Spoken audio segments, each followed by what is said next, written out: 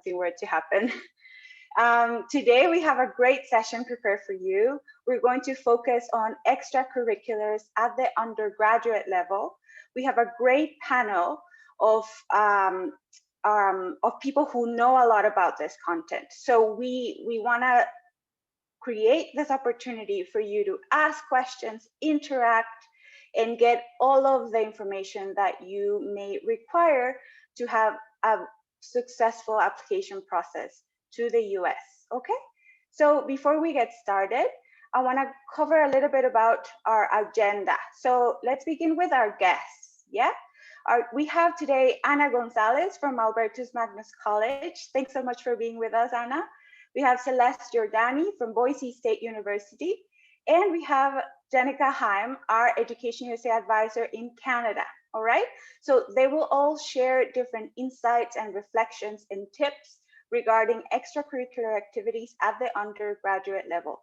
So make sure that you're paying attention and that you ask good questions. All right, so we will have our little welcome and cover a bit of logistics. Then I'll explain very briefly what is Education USA.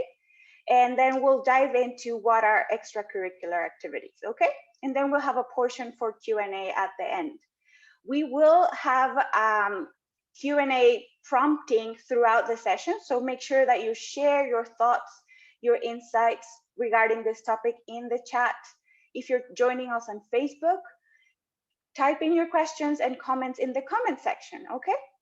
So thanks so much for being here again. And before we get started with where you're all joining us from, I want to remind you that Education USA is your official source on US higher education. Okay, so we are a network that is around the world. If you have not connected yet with your Education USA Center, please go to educationusa.state.gov. You can scan that QR code and find your advising center. And if you're already in touch with them, make sure that you communicate your questions, your doubts, so that we can better help you out and better equip you to navigate the process to a successful US higher education journey, all right? So let's see, I wanna ask you all, where are you joining us from? If you're joining on Facebook, again, please type in the questions, but and your answers, but I wanna try this Menti. Yes, we've maybe already tried Menti and I'm hoping it's gonna work. So if you can, please go to menti.com. All right, I'm gonna share the code for the prompting. Give me just a second. We wanna hear where you're joining us from, okay?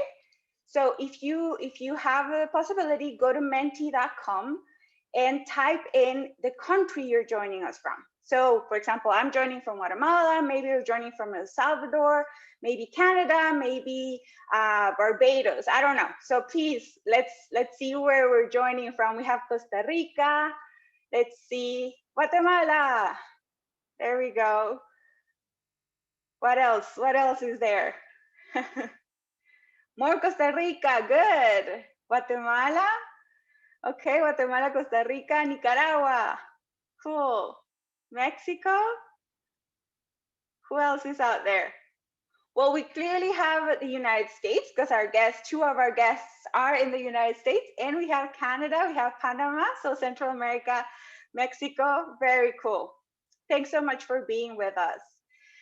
Another question I wanna ask you is, what kind of extracurriculars have you done, okay? So if you see well, I hope this works again, in the next slide, yes, I want you to share with us what kinds of activities have you done in the past? Perhaps a sport, perhaps something in the arts, perhaps something else, volunteering, leadership positions. Tell us what you've done as extracurriculars in the past. Okay, there we go, ballet. What else? What else have you all done? Some volleyball, karate, music, swimming, student council, CrossFit, theater. Okay, cool. So some sports, some art activities, volunteering. Okay, Olympiads, maybe science. competition or something like that. Violin, very cool. Okay, we got plenty of activities there, and that's a very important thing to have that exercise of what have I done, you know, doing that exercise of knowing and having that introspection ability and reflection of what you have done. That is going to be very, very useful in your application process. So now that we've kind of gotten to know each other a little bit, I'm going to move on to our advisor in Canada, Janica Heim. She's going to share very valuable information and a lot of tips. So please, Janica, can you take it away? Yes, thank you so much, Maria Luisa. And I'm going to go ahead and share my screen. It's going to take me just a moment here to get the correct piece up. And let's start from the first slide. All right, can you see that? Excellent, I love it. And make sure you have your chat open because I'm going to be asking people a couple of questions along the way. So my portion of the presentation is really just to talk about what are extracurriculars. It's important to define what they are and what they mean in the context of applying to universities in the United States. So when you break down the word extracurricular, it actually explains a lot of what it means, right? It's anything that's outside of your curriculum or extra to your curriculum.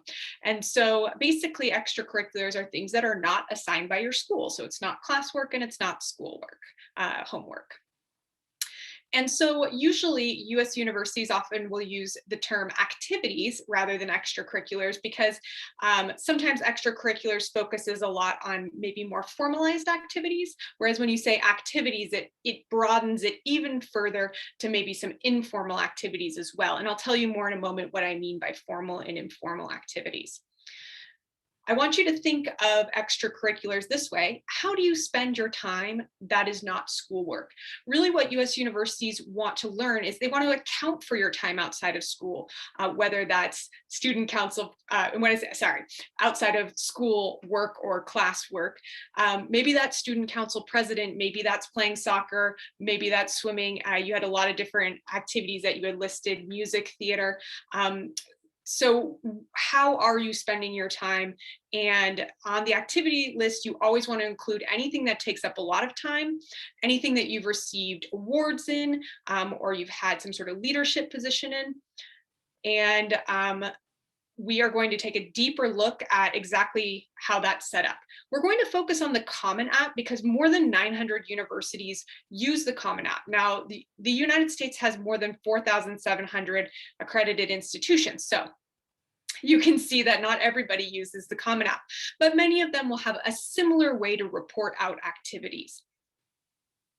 When you go into the Common App and you start an account, you can see on the left-hand side, these are all the tabs of information that you complete that goes to every school that you apply to who uses the Common App. And one of those tabs is labeled activities. This is where you put in your extracurriculars. At the top, it describes to you what you can include here. Reporting activities can help colleges better understand your life outside of the classroom. Examples of activities might include something like arts, music, club, community engagement, family responsibilities, hobby sports, work volunteering, or other experiences that have been meaningful to you. And I think that last bullet point's super important because sometimes students think it has to be a specific club or volunteer activity and don't always think about the thing that they spent a lot of time on that was meaningful, but maybe wasn't a club at school. Do you have any activities you wish to report? You should definitely put yes. And if you have any questions throughout, you can see I just put an arrow there. You can view an activities tutorial that'll walk you through this when you go to fill out your Common App, and you can fill up to 10 activities. So for some of you who are very, very involved, I've talked with students before, we've had 20 activities, and it can be challenging to figure out which ones you want to include.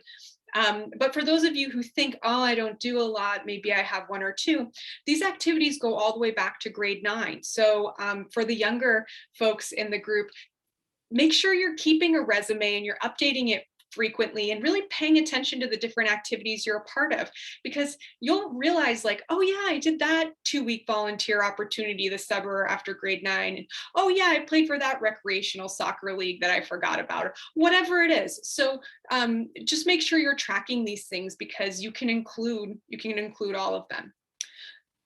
There are 30 options of different categories you can use to categorize your activities. The final category being other club or activity, which means that you can include anything here. I do suggest that you don't label everything as other club activity. The reason that there's these labels is to show at first glance an admissions officer the diversity of things that you're involved in. So I do suggest trying to find a proper label. And I do suggest trying to create a diversity of labels if you have a lot of things in the same vein. For example, if you're doing environmental research, you might see that there's a category that's environmental and a category that's research. Maybe you're also doing environmental volunteering and you're also involved in an environmental club. Maybe you just do the club as environmental, the volunteering, and then research, and then it's 3 different categorized activities, even if they're all kind of part of being interested in the environment. As I mentioned, you can include both formalized or informalized activities. And when I say formal, I mean something that has a membership or you're employed. So for example, if you're on a sports team or you're a community volunteer or doing paid work, maybe you're doing the arts, something like dance or theater, student government. These are all things with very clear positions or very clear membership. Foreign exchange is also something formalized. An exchange program is something that's done through an organization. It's not just travel for the sake of travel. So if you've been on an exchange for some sort of program through the US government or any other government or organization, that's the proper place to put that. And junior ROTC is something that's specific to the United States. But if you have some sort of junior military organization that you're a part of, in Canada, it's called the cadets. Typically, the students will use that category for anything kind of military related. So that's what that one means.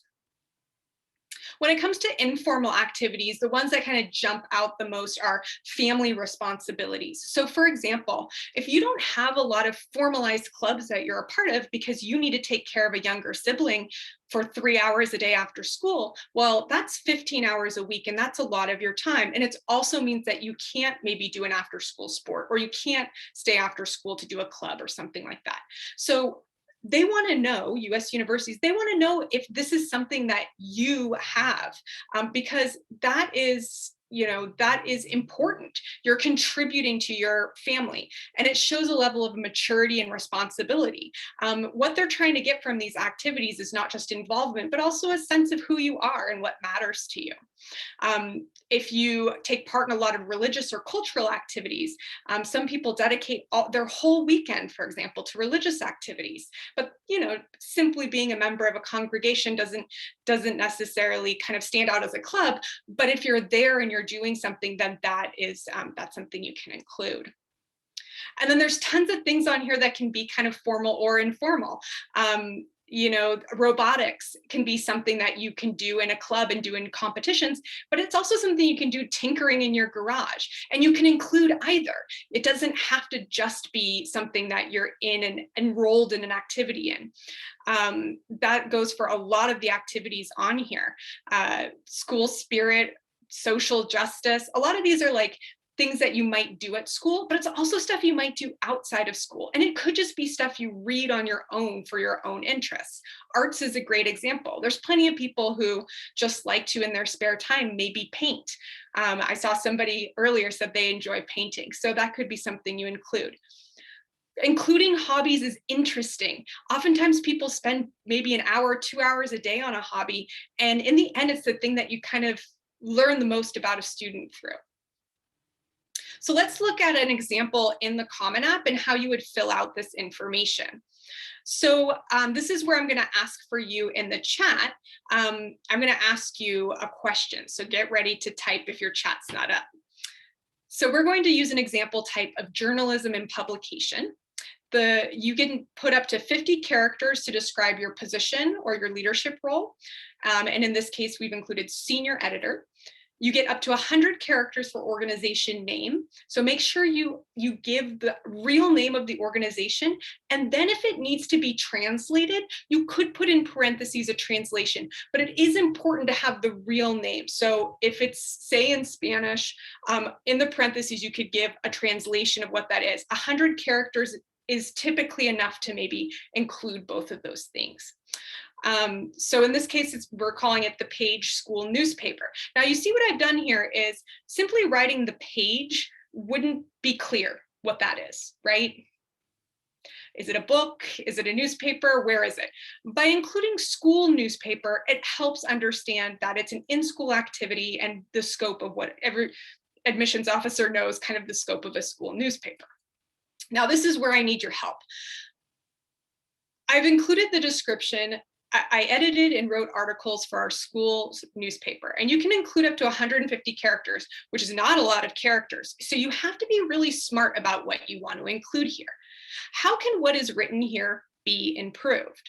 So I want you to think about, okay, what was already written earlier? What shouldn't we repeat, right? So I edited articles. Well, we already said you were the senior editor. What does the senior editor do but edit and write articles? That's pretty obvious on first glance on this kind of activity. Same as like if your activity is karate and the first thing you say is, I competed in karate. You know, you're repeating what's already there. So with 150 words, you need to be more concise and economize.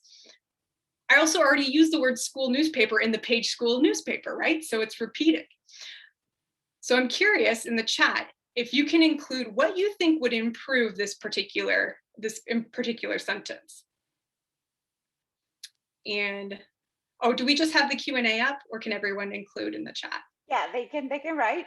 So don't be shy. There's not really wrong answers. So there isn't wrong answers. There's just answers that can be improved upon, right? So this answer, I mean, is technically a right answer. It's just not super interesting because it doesn't give us new information. So how can we introduce new information? So what you want to do in this space is you want to highlight the achievements that you've had in this position. So maybe you raised a certain amount of money. Maybe, yeah, exactly. So Dealey says, write about the type of articles you edited and why. You could even say what motivates you in this activity, why you enjoy it. You can include, as a senior editor, it's usually a supervisory position. How many people did you supervise? And maybe what was the scope of the distribution of the newspaper? Because sometimes school newspapers are in the local community. Did you also maybe go on local media and give interviews? So think of the ways that you have added your uniqueness to this position, including if there's been any awards related to it. I think like for things like MUN, Model UN, you can include the top awards you've received and kind of the scope of those. Or you can put those in the awards section. So you kind of have to balance in between the two. Exactly, highlight achievements, fabulous. As you move through, you'll see that you'll indicate anything you participated in during the standard grades that are considered high school in the United States. Your schooling may be different, but US universities basically look at the equivalent grade 9 through 12. And then if your school has a grade 13 or you took some sort of gap year, you would use the post-grad as the indicator for that year. You can then indicate if it was during the school year, during the break, or all year, how many hours you spent per week, about how many weeks a year, and that you intend to participate in a similar activity in college. I mean, that's just, if you don't follow, it's not the, there's no lie detector test. If you don't follow it through, that's okay. But if you say, oh, I love the newspaper, I would love to keep doing that in college and university, great. Of course, you don't always know exactly how many hours you spend on things. You just do your best to try to create an average of how much time approximately you spend. Again, we're trying to get an idea of how you're spending your time generally. So I get this question a lot, and I'm sure every Education USA advisor does. What extracurricular should I do? To which case I usually look someone straight in the eye and I said, dance. So no, there's no one specific activity that you have to do. It's more about how you do those activities. It's not about the what, it's about the quality. And so if you're doing a lot of things and you don't like all of them, cut away the things you don't like that much and focus on the things you enjoy. And how can you get more involved? Maybe aim for something that would give you an achievement or award or scholarship. How can you get a leadership role? Maybe you can use the thing you love to give back to your community. I always encourage students to think about, well, what do you like? Are you a teacher? Are you into STEM? Are you an athlete? How can you share that with other people? There's always ways to give back to your community with the things you're good at. Complete or implement a project, seeing it through start to finish. You can just aim for overall enrichment. I know right now in COVID, it's hard to join things. So you can look at, what are the academics I love? How can I study those things more using Coursera courses or other sorts of online opportunities? Create a YouTube channel or a blog to share my knowledge. There's no wrong answers here. Explore these things however you see fit and the way that it interests you. And lastly, I put cool and quirky you, because sometimes people think that they have to narrow themselves in, like, oh, I want to study biology, so my profile should only show that I'm in the science club and I do this STEM activity, and kind of narrow it in.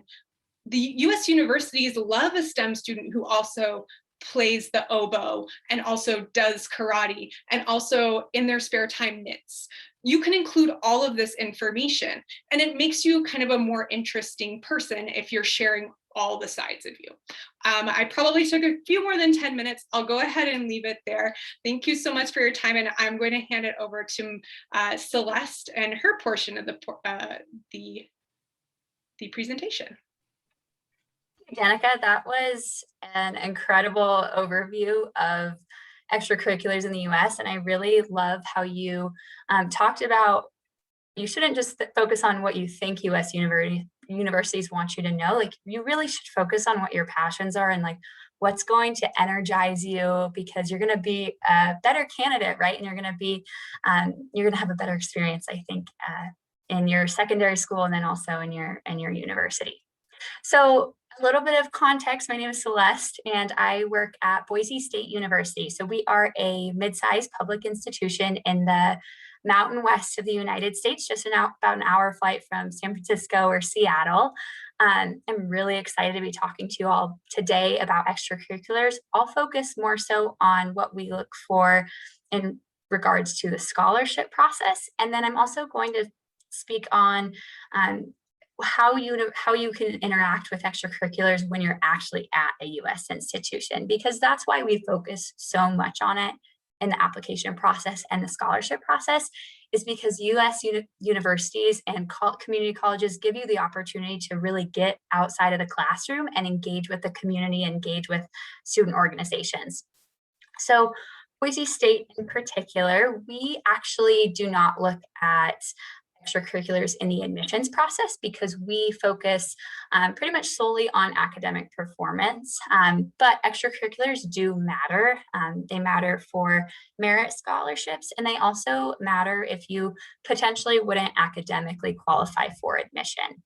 So with both merit scholarships and with comprehensive review is what we call it for the application process, both of those are more detailed, and they truly, I think, demonstrate your ability to potentially succeed at a campus. And that's why we want to know more about you, because obviously your transcripts tell you a lot and maybe some test scores tell you a lot, but I also, we want to know about your family responsibilities. We want to know what you're doing outside of, your 8-hour school day or however long you're at school. So you'll find schools like Boise State, maybe they are mid-size or larger public state schools that are less competitive, typically don't look at your extracurriculars unless it's for scholarships. I'll pass it on to Anna after this, and she'll talk a little bit more about how she reviews extracurriculars in the actual application process. But essentially, we want to know as a university how you're going to add value to the campus community, because we're looking for engaged students, and we're looking for students who are curious about things and are passionate about something and have an good attitude for learning more, I guess is the best way to put it.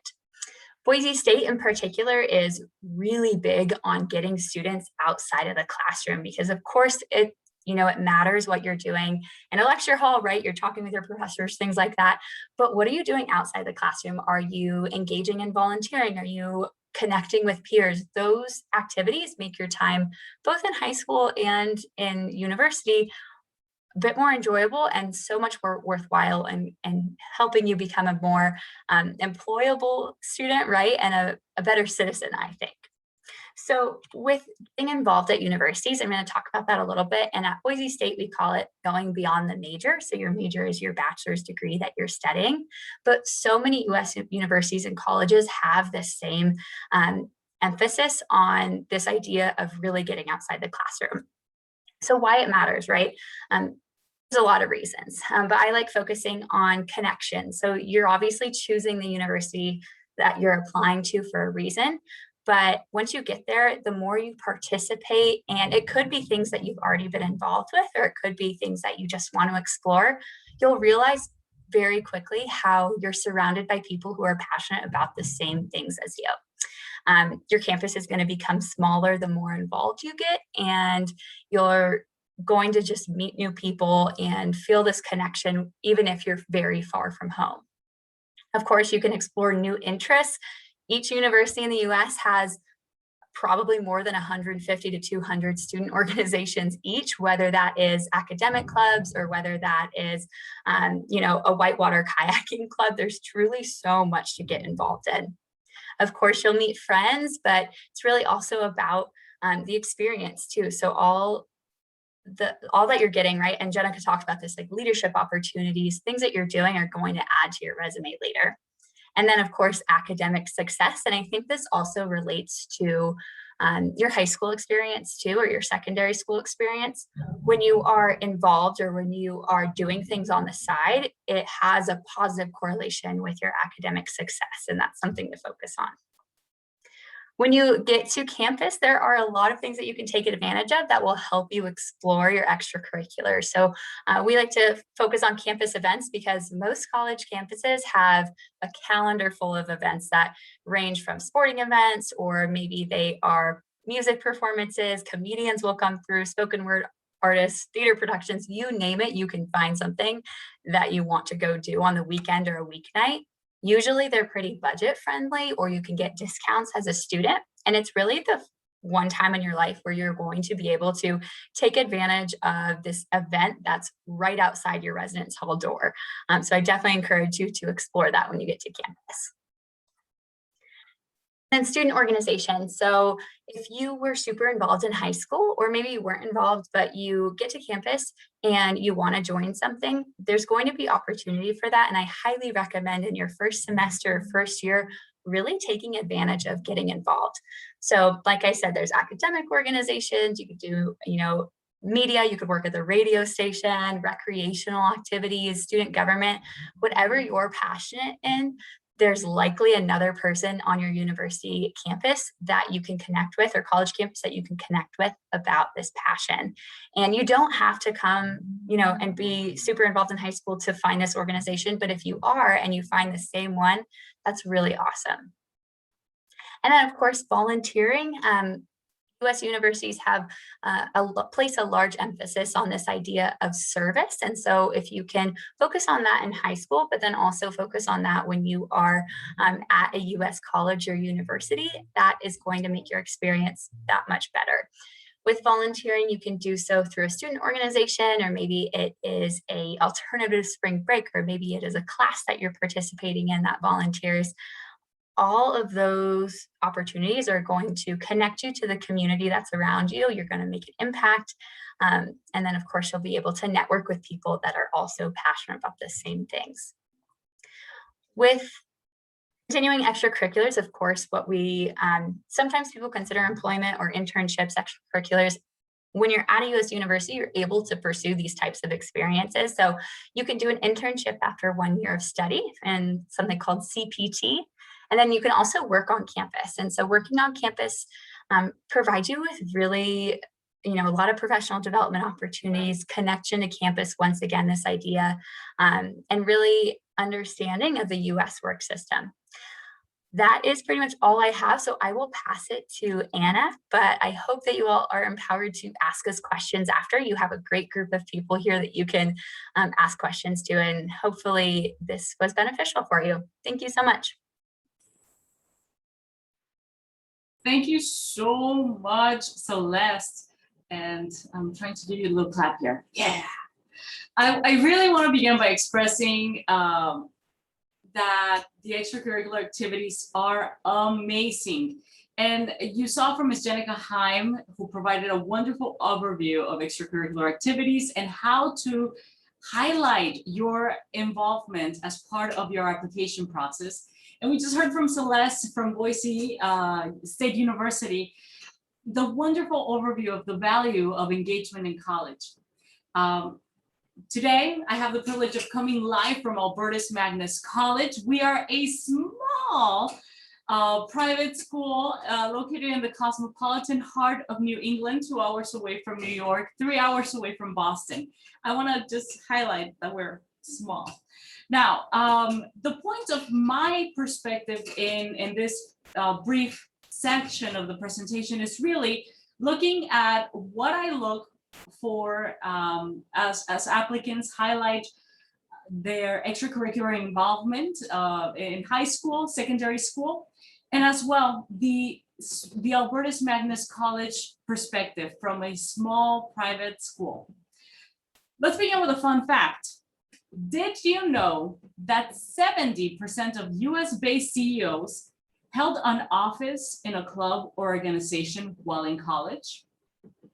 This is mind-blowing to me because the top bosses, right, successful individuals were involved in extracurricular activities while in the university. While I don't have the figures, I can only guess that extracurricular engagement began while in high school or secondary school. As an admissions counselor, I love seeing when students highlight their extracurricular involvement, because extracurricular involvement to me tells me that the student is engaged beyond the classroom, beyond the grades. And extracurricular involvement is proven to showcase, or better yet, to grant students skills needed for professional success. For instance, it helps build skills beyond the classroom, leadership abilities. It broadens perspectives. It enhances academic performance. It helps develop critical thinking. And of course, helps with time management. When I review applications, I really value when a student takes the extra time to highlight their involvement either in a sports team, in community service, or in participation in a club or activity within their high school or secondary school. To me, this gives me an insight to the individual. When I'm reading an application, I don't know the person, right? So I depend highly on that application, on the essay, and any recommendation letters to get an image of the person that I'm hoping to admit to Albertus Magnus College. To me, really, seeing a person that takes that time to mention, hey, I was an editor in my newspaper, or hey, I play the flute, it really grants me the fact that this student, with their education, with their extracurricular activities, will continue to develop at our university the critical thinking skills, interdisciplinary skills, and leadership skills that will make easy the transition from being a scholar to a professional and go out in the world and be phenomenal and make a difference, right? At Albertus Magnus College, another item that we, and part of the reason why we value seeing in the application process extracurricular activity, is that Service and community engagement, or engagement in your university community, is part of our pillars. We find that when a student is engaged in their university community, in their professional community, they are not an island. The community relies on that individual, and the individual relies on the student. Same thing in regards to service and communities and volunteering. When a student gives back, the student is not only receiving information and knowledge, but is taking the time to help and to make a difference. And that's something that we at our small value-based school celebrate. And we want all of our students to be able to do that. As a matter of fact, we do expect all of our students to do at least 3 hours of volunteer service their first year of college. As a last item, when I review applications and see that a student is engaged in student leadership or they hold an office in a given club, we qualify the student, or we encourage the student to apply for additional scholarships. And the student can receive money for their studies based on their community service, on participation in different clubs and engagements. And ultimately, we know that a student who is engaged is going to contribute to the success of the school, is going to absorb the information and the knowledge, and will go forth and in a very near future be part of this 70% of US-based CEOs or global CEOs that held an office in a club or organization while in college. So this is a brief overview as to how Albertus Magnus College encourages applicants to celebrate their achievement and engagement through extracurricular activities, and a little bit of what we hope for our students to, and really push for our students to be engaged while in college. Thank you for your time. Thank you so much, Anna. Now we'll move on to questions. I think Jenica, Celeste, and Anna shared really important information from different angles and that cover different questions that you may already have. But we have received some questions, and I wanted to begin with Jenica because of time, because I know she has to step out sometime soon. So Jenica, in your opinion, I know you talked a little bit about this, but what's more important, quantity or quality? What do you think? Quality 100%. Our admissions folks would say the same. Don't join things just to join things. There's no point in that. Some people like that. I've met students who love it. They love trying a bunch of different things, so that's what they do. But only do that if that's something you like to do. Simply joining will create a lot of stress and trying to keep up a lot of activities. Focus on the things that you like, that have quality. It's better to have 3 really important activities to you than 20 that are not important. And even if you have 3 important activities, I guarantee you on summers or at other parts of the year, you might still fill out 10 just from other things that you're involved in at different times over the course of 4 years. Thank you. And on the same kind of off topic, is it a negative or bad thing to not fill out the 10 spots in the Common App for activities? Is it a bad thing to not have enough activities? How about we ask, oh, well, yeah, Jenica, go ahead. No, I would say no, and I would love to hear what the other folks have to say. You absolutely don't need to do 10, but I do find it concerning when students only fill out 1 or 2. It looks like they forgot to fill out the section when there's only a couple of activities. Most students, because you're filling, you're in school for a certain amount of hours each week, but then you have all this time after school and on the weekends. If your activity is playing video games for for 100 hours a week, then yeah, maybe it's one activity. But for most people, they have various things that they're involved in, which is why it's important to track, because sometimes we forget how involved we are until when we sit down and have to do it.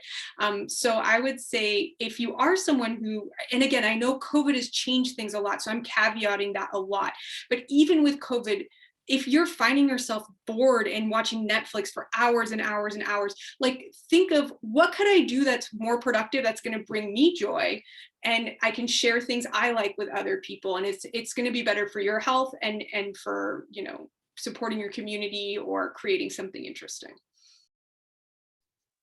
Anna, what do you think?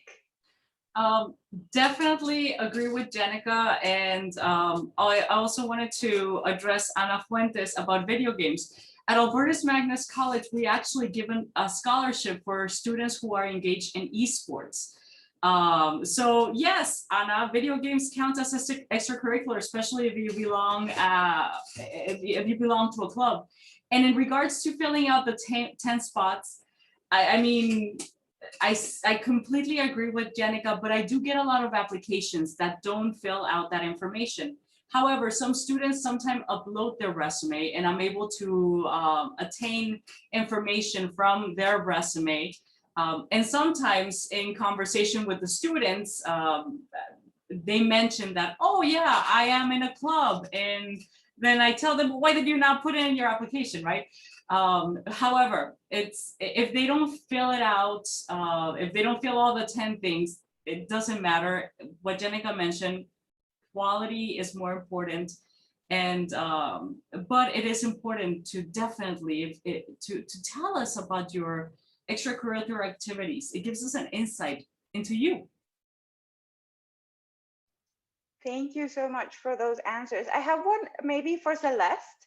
So somebody's asking, if I want to apply to a US university, but I'm already in college, so say in Guatemala, for example, do the extracurricular activities I've done in my current institution count as extracurriculars? Or how can this person go about this? Yeah, so you would likely be considered what we would call a transfer student. And it depends on the institution, right? So Boise State, like I mentioned, we don't evaluate them in the application process, but if you're applying to Albertus Magnus, you could potentially use those extracurriculars when you're applying. And Anna, I think, can talk a little bit more on that, but definitely for scholarships, we would look at, what you did and figuring out if it relates to your potential success at Boise State. And I want to emphasize, like, if you're in this webinar and you're like getting stressed, right, about extracurriculars, I remember what it was like to be applying to universities. Don't stress out. Take an hour and just write down what you're interested in, what you've done over the past few years. And I guarantee you'll likely find an extracurricular that you can write down. Absolutely. No need to stress out, just need to reflect and be creative. Jenica had to step out, but she wishes everyone the best of luck. So thanks, Jenica, for your participation. We have a couple more questions, so I'll keep them coming. So what about certificates?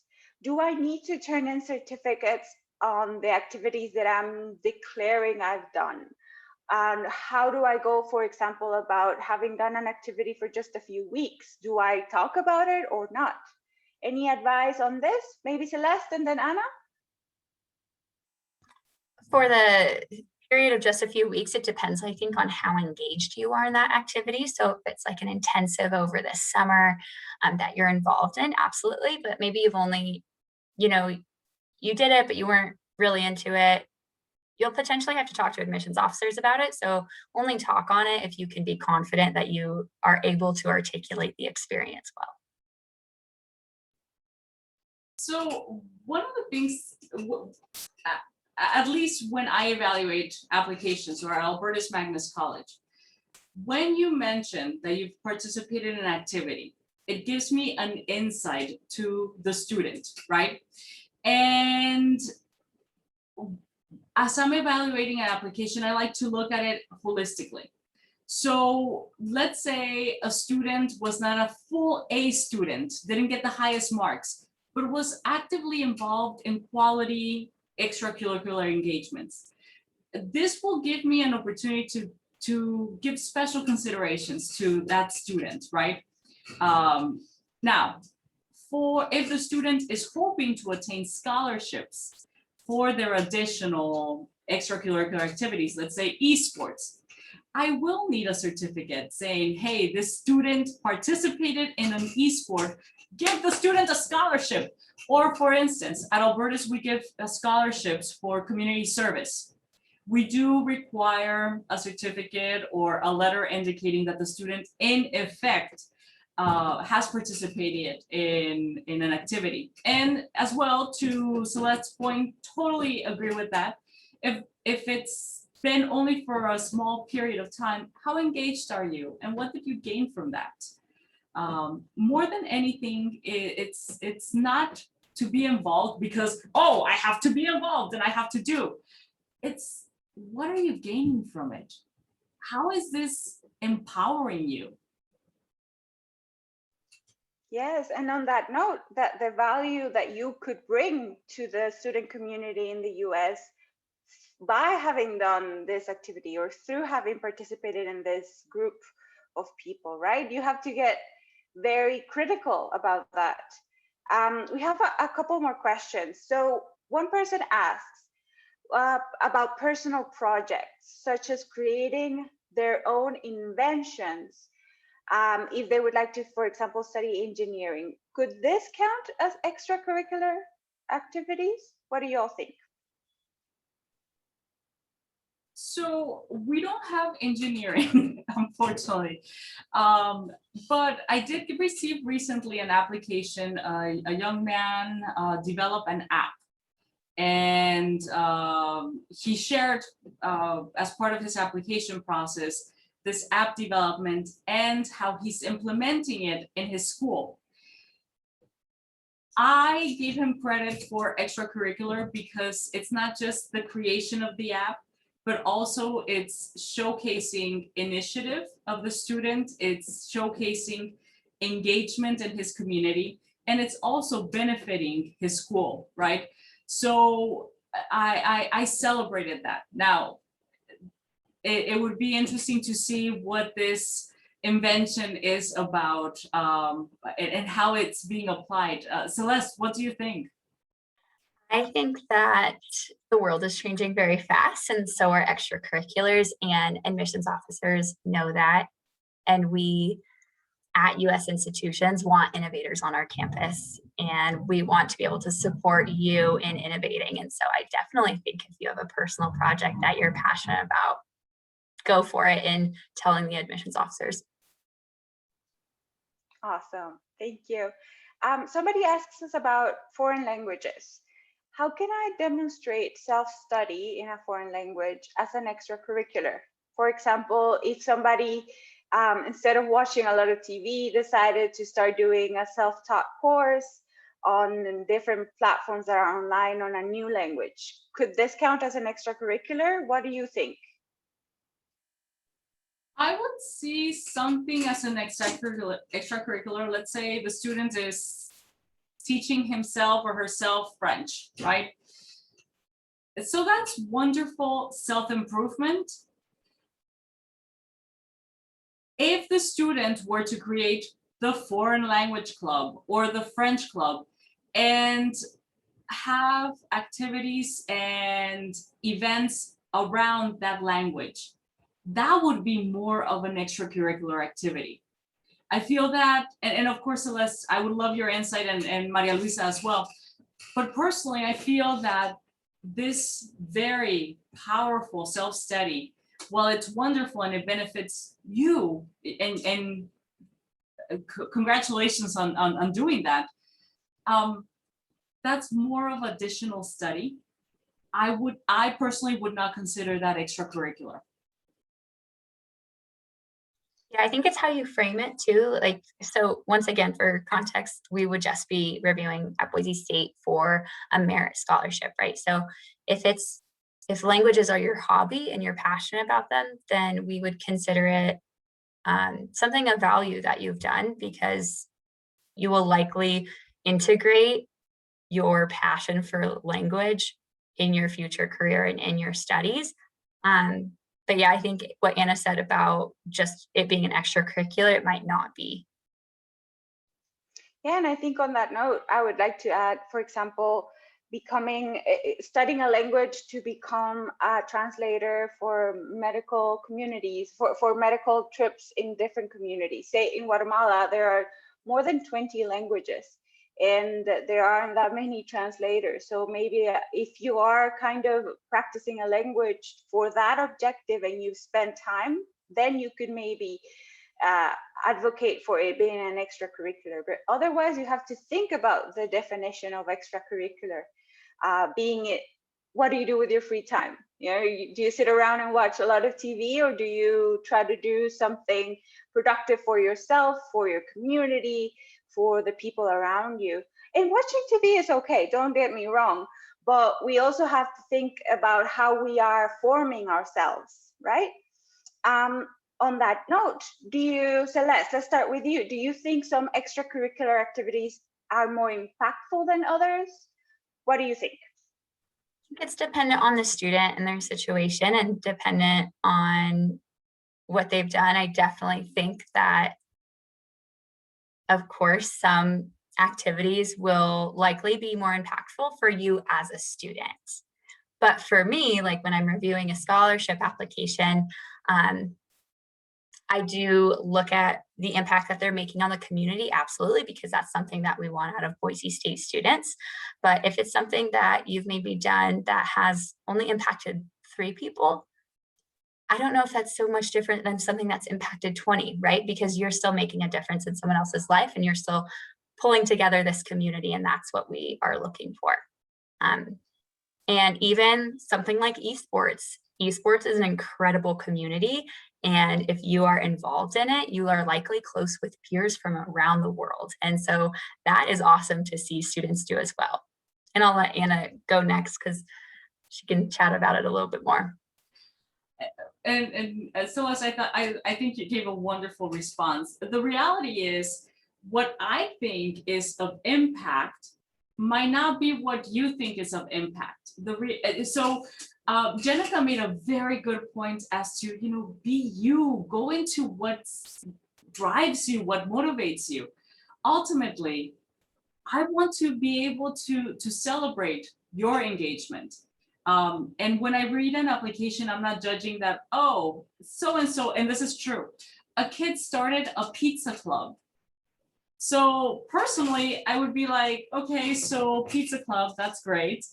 But the reality is this club really creates a wonderful opportunity for people to come together and help the students develop leadership skills, and that added wonderful value, right? So ultimately, I want to be able to non-judgmentally see your engagement. When I read an application, I don't think that something is more impactful than other. It's more about you, the applicant.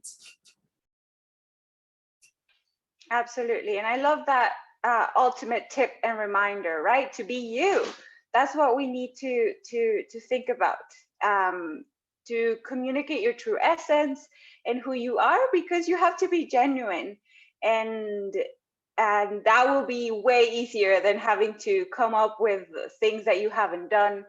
I think if we could kind of wrap up maybe in your own opinions, right? The honor code and trusting applicants. I think that's very, very valuable and important for all of us to keep in mind, that you have to be truthful, right? I don't know if you want to give a few last tips before we wrap it up. Maybe let's start with Anna and then let's go to Celeste. More than anything, when you are engaged as an extracurricular activity, do something that drives you, that inspires you, because it will help you develop those very important critical thinking skills, leadership skills, broadening perspectives. I, as an admissions counselor, love to see that. And it gives me a deeper insight to you. So go out there, get involved, and be amazing. Celeste, what about you? Yeah, that was great. Yeah, and I echo what you were just saying about being honest in your application, because the internet exists and it's very easy to find out if you're being, truthful about something, or if students are being truthful about something. So I went, and then also just reiterating what Anna said, be you and focus on the things that you love both in and outside of the classroom, and it'll make your experience that much better. And it'll also demonstrate to admissions officers that you are engaged and you are going to impact the community that you are a part of. Well, thanks so much for your time. We have shared a few links on the chat box on Zoom and on Facebook. The last resources that we want to leave you with are the Common App brag sheets. These are resources that can help you kind of get those ideas out of your head of what are some of the things that you've done in the past. It's a useful exercise that we encourage you to do. And apart from that, remember that we have a lot of resources on our YouTube channel. You can find it on Education USA Guatemala's YouTube page. We've done many webinars, including last year, but also this year. And I want to thank you so much, Celeste and Anna, for your time, and also Jenica, who's not with us anymore. But I think that the information that you shared and the recommendations are going to be very, very helpful for everyone who was here live and who will watch this as a resource in the future. Thank you so much, everyone, for joining us. My name is Maria Luisa, and I hope that you stay safe and that you have a great week. And remember that we have many more webinars coming for graduate students and as well as undergraduate students. So stay tuned to our social media, and good luck with everything in your application processes. And yeah, have a great afternoon. Thanks so much.